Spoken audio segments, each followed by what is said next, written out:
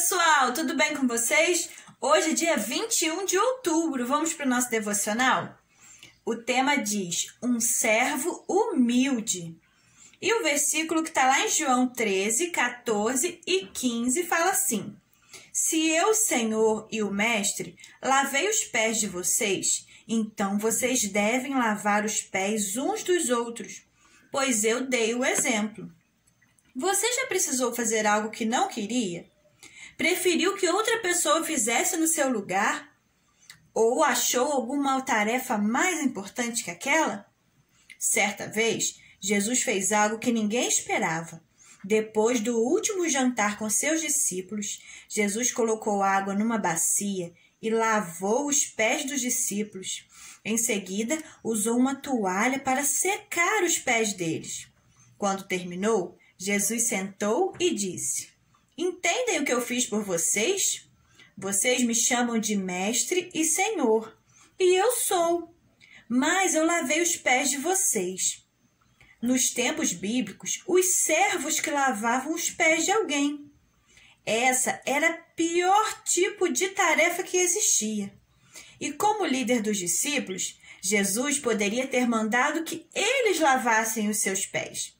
Mas ao fazer o que ele fez, Jesus estava mostrando que os discípulos deviam ser como eles, tornarem-se servos humildes. Ser humilde quer dizer não se achar melhor do que os outros.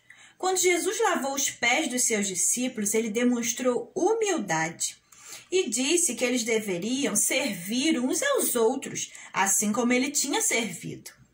Provavelmente, você não vai precisar lavar os pés de alguém como era feito antigamente.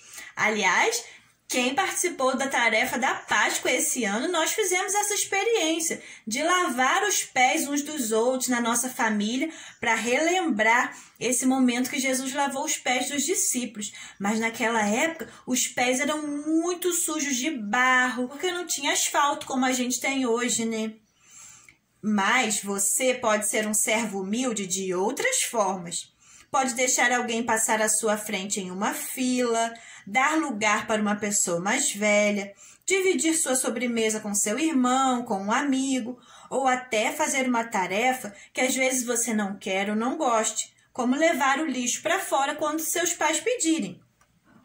Ao se mostrar um servo humilde, os outros vão ver Jesus em você, vão ver que você é parecido com Jesus. Então vamos agradecer a Deus porque Ele deixou que Jesus viesse à Terra e trouxesse esse exemplo para a gente de humildade, de serviço uns aos outros.